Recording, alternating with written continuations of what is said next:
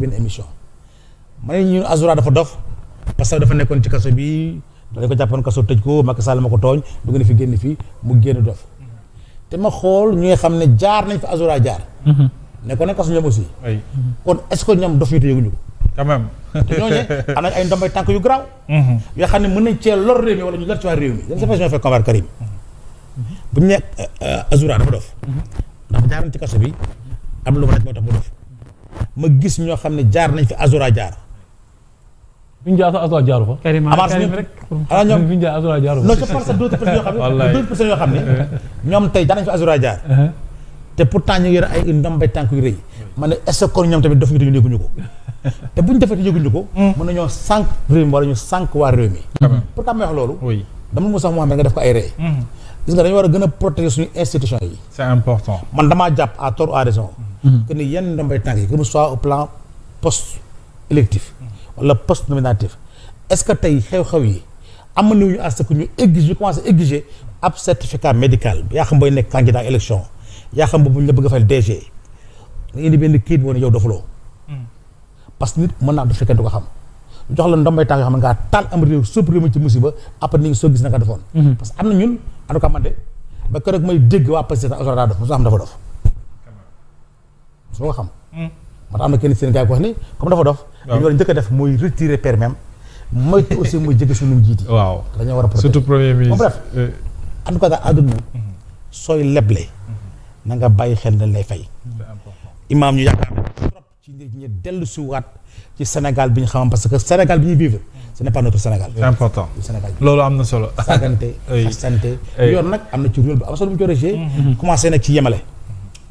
waaye balaa ñu dem ci yoon li jaadu mooy sensibilisation bi ñu doon wax sànq nit ñi dellu si waat seen xel xam am na loo xam ne politique jaru ko lu ko mooy réew maa ngi yàqu te bu yàqu kenn du ci mucc c'est important c'est très sage ni nga ko waxee alors Mame Matar boo ñu doon résumer rek solution yu mën a tegal sunu nguur yi pour ñu mën a tàbbi ci liy xeex borom ñaari tur yi lan lay doon laataa ñuy tàbbi nag ci jafe-jafe yi nga xam ne ñu ngi koy dund ci penc mi muy injure publique yeeg insulte yi waaw mais d'abord dafa baax ñu leeral nii waaw ñun waa nitu dëgg ak ànd sàmm jikko yi jógu ne nañu criminaliser pour déclencher une chasse aux sorcières diaboliser ay doomu aadama parce que c'est des Sénégalais comme nous dañu juum réer nekk ci lëndamaay jaahiliya bu ñu sañoon du ñu mel noonu waaye du ñu nangu itam lu ñu am yërmande ci ñoom ñu yàq suñu société dëgg la alors loolu moo nekk motivation essentielle suñu démarche deuxièmement wax naa ko président Macky Sall parce que daf ma recevoir woon pour autre chose dafa am 145 Sénégalais qui ont été victimes d'un trafiquant d'immigrants un faux marabout sëñ Bassirou Niang et ñu bloqué à Dubaï il fallait le rapatrier ñoom ñu yónni ma dem ci président de la République mu boole ma wax Moïse Sarr ñu yónnee leen avion ñu ñëw j'ai dit au président Macky Sall suñu proposition de loi bi ngeen bloqué bu fekkee baatu criminalisation moo leen tiital ba dégg naa le président de la commission de loi maître Djibril War wax ne waaw li gars yi bëgg mooy góor jigéen bu ñu jàppati ñu rey la c'est pas ça ma ne ko moom juriste la xam na ne li muy wax amul xam na ne góor jigéen ñu ngi leen daan àtte dans les juridictions ordinaires flagrant délit correctionnel mais dès l'instant ñu ngi demander augmentation des peine maximale bi xajatul flagrant délit ak correctionnel cour d'assises lañ jëm et qui s'appelle maintenant après la réforme de 2016 chambre criminelle loolu moo indi baatu criminalisation ma ne ko nag monsieur le président bu dee baatu criminalisation daf leen gêner ñun mën nañ ko dindi remplacer ko par une augmentation des sanctions pénales waaye na taraayu na yam na 10 ans yi am rek loolu rek la alors kon ma ne ko liñ ci motiver surtout mooy sàggante bi état bi di def te nit ñi mer mën na dem ba jur ñaanuñu ko yàlla nag la xew Ouganda Nigéria population yi di fajal seen bopp ma ne ko xam nga ni parce que yaa ngi suivre actualité ñooñu dañu créer ay brigades d'autodéfense parce que nee nañ góor jigéen yaa ngi yàq seen société consistant en quoi góor jigéen bu ñu jàpp ils te font subir le supplice du collier lay taxawal ni yeew la ak buum ba nga ne cocc ñu di la solal ay pneu yu màgget di sol muy ñëw ba sa dënn ba baat bi ñu sotti essence taal ko une mort atroce loolu bëgg ñu mu am fii bien sûr te déjà kii ñu taal këram taal kii ñu sulli taal ko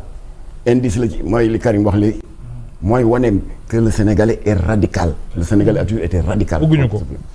alors ma ne kon nag stabilité sociale la ñu bëgg. waaye diaboliser wuñu kenn. trouble à l'ordre public la ñuy bañ. parce que bu nit ñi déchaîné kenn dootu leen mën téye kon yéen état da ngeen ñu waroon gërëm ndax ñoo téye nit ñi. bien sûr. alors ma ne ko nag ndax boo gisee ñoom ñuy tooñ di tooñaat parce que les sanctions sont complaisantes ma ne ko bu ma fi nekkee di la recenser tooñu góor yéen yi ñuy recenser duñ fi jóg. et je rends hommage sa naataango Cheikh Oumar Ndaw moom moo ñu mettre la puce à l'oreille 2005 la tooñ yi commencé du ma dugg dans les détails ana lu gën a tooñ weesuwul bërëb bu tedd bu mel ni armée lu Soumbédioune vers timis yooyu gardien bi génn di yuuxu mel ni ko jombi population ne kay lan la mënul sax wax ak appaat gars yi daw dugg ci armée li fekk ñaari punkalum góor jigéen di takkaat seen tubéy ñu nga tëddoon ci benn bàmmeelu nitu yàlla di fa def seen yu bon mu daal di am un troisième larron yore une caméra haute définition di filmer keroog bu du woon gaawaayu commissaire u 4e arrondissement bu Médina bain de sang dana am parce que mool yi nekk Soumbédioune dañu fopp seen i joow maire yi bu Gueule Tapée ak Fann fopp ay kuuru Baye Fall ak barre de fer alors Cheikh Oumar Ndaw daal di fexe ba lijjanti des indiscrétions du rapport d'audition mais c'est ahurissant bi ko commissaire bi ne waaye yéen dëkk bi ni mu yaatoo seen yu bon yi ana hôtel ana booru géej pourquoi biir armeel ak nitu yàlla yi fa tëdd xam nga lu ko waa ji tontu waaw dañ doon tourner benn film homosexuel pornographique homosexuel comme que dañ koy jaay à des sites internet admettons mu ngi durer 5 minutes 10 minutes mais bu dee da nga ko filmer dans un lieu ordinaire mën nga ci am 10 millions 5 millions mais bu dee da nga ko tourner dans un lieu insolite commissaire bi ne ko lan mooy lieu insolite mu ne cimetière abandonné mosquée abandonnée église abandonnée plus-value la day passer du simple au double nga am ci 10 millions loolu du tooñ. alors ma ne ko nag tooñ yi on peut en citer à l'infini. Biennale des Arts ils l'ont détourné. du ma détaillé ak tamit gàmmu Mawlidul Nabi 25 décembre 2015. takk nañ fa fukki sëy ak benn école Ibrahima Diouf. du ma dugg ci détail c'est long Thiaroye Léona novembre 2019 25 lesbiennes. dem songi benn lesbienne repentie qui n'a eu que le tort de dire que lii ma nekkee woon ak yéen ngor bu ko dini bu ko bàyyi naa leen gars yi ne ko tey nga dee déclencher une expédition punitive bombarder kër gi ak i xeer toj ardoise yi dañi frontières yi jëkkër ji ndeysaan parce que dafa demoon uti benn imam mu jubóole ko ak jëkkër bu normalam mu dellu ci sëyam lesbiennes yi mer jëkkër yi ndeysaan bi gars yi songee kër gi dafa xiiboon comme man doon interposé wu chefu lesbiennes yi punkal bu bari doole daf ko gësam sànni ko fële alors léegi nag délégué de quartier bi mobiliser jeunes yi ñu jàpp lesbiennes yi am nañu daw mais jàpp nañ ci une dizaine léegi nag le jour du procès la presse était curieuse de savoir lu waral cette expédition punitive et effectivement ñun waa Jamra ñu dem fa fees fa del président tribunal bi jàkkaarloo ak chef lesbienne bi ne ko yow yaa organisé expédition punitive bi kii amul droit nekkoon ci yéen te xam ne lii rafetul ngor bu ko dina bu ko amul droit ne bàyyi naa damay dellu sama sëy normal lu tax ngeen def lii te bakken xajoon na ci foo leen ko teg ndaw si daal xool président tribunal bi ak bëti yow koŋ ne ko waaw sama far la woon kon su ma bàyyee dellu si jëkkëram je considère qu'elle m'a trahi liggéey boobu nag la Jean-Luc Mélenchon ñëw eggali te duñ ko nangu moo tax nag ñu ne jàpp 2 semaines 1 semaine bàyyi moo indi tooñ yi à répétition. Absolument dañ ci recenser plus de 25 bu ñu koy lim du jeex. alors ma ne kon nag li déclenché l'idée de la criminalisation mooy bis Karim cité léegi le scandale de Kaolack commissaire Ibrahima kii Bokar Niang Bokar Ly jàppaleen waaye dans les 2 semaines ñu dégg ne libéré nañ leen ñii ñu utal leen passeport exfiltré leen ñu dem Canada Belgique presse bi daw ci ministre de tutelle bi ne ko waaw yéen da ngeen ne article 319 flagrant délit la wax commissaire bi leen jàpp ci école Ibrahima Diouf Kaolack flagrant délit la nee ngeen foog moom ay preuve mais il a ramassé sur place des robes de mariée preuve la fekk na fa ay lubrifiant fekk nañ fa ay bague de mariée yooyu yëpp jël na ko jox ko preuve lu tax ngeen bàyyi leen ministre de la justice ne te loolu moo merloo ñëpp moo déclenché encore la détermination pour la criminalisation mu ne waaw l'article 319 qui est souvent évoqué